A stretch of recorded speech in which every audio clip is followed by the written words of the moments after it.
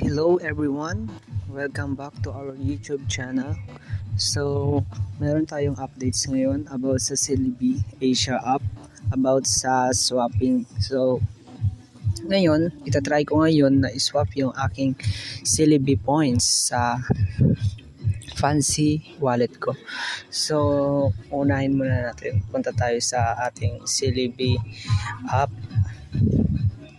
So, ayan na kagad yung ating account. So you can follow me naman po and watch my videos and comment na rin po. Thank you sa mga followers and sa sumusuporta sa akin. Thank you very much. Then mag-start na tayo. Punta tayo ngayon sa ating actually hindi ko pa siya natapos eh. Okay, meron pa akong 139 pa lang yung natapos ko. Then gabi na. So, hindi ko pa siya natapos-tapusin ko ito para dagdag din sa point. So, itong tutorial na ito, joke, hindi pa ito tutorial. So, titingnan pala natin kung ilang araw na maging ma-approve or ilang araw bago masap yung aking Celebi points into Fancy points. So, let's start. Okay, punta tayo dito ngayon sa ating benefits. Then, kaya 14, pwede na ngayon kasi mag-swap ng points into Celebi points into Fancy points. So, ito na ngayon ha. Punta tayo sa wallet natin. 3,000 lang naman yung minimum. So, nagbago na.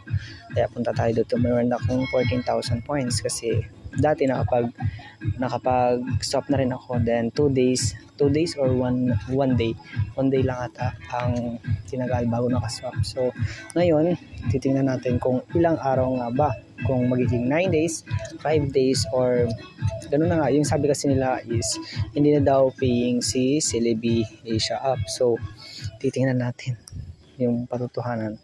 Okay, punta tayo sa my wallet ko. So meron ako dito. Nag-join na rin pala ako sa JoinPix. So, pero ngayon hindi na ako nag-join kasi akalain mo 100 points yung magbabawas. So, wag na lang muna. Susunod na lang, di ba? Okay? Nagsasayang tayo ng points then sayang rin yung points na maibibigay natin. So, ito ngayon. Punta tayo sa Fancy wallet natin. Then, hintayin na natin.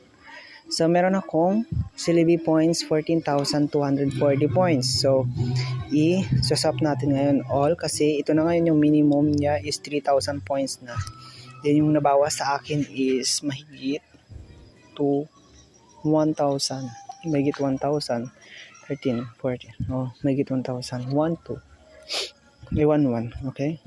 Ngayon, i-swap na natin siya. So, ayan na nga. Swap na natin. Okay. Kunin natin ngayon yung verification code natin sa ating Gmail account. So, wait lang natin kasi magpa-pop up yan dyan eh. Okay. Wait lang natin.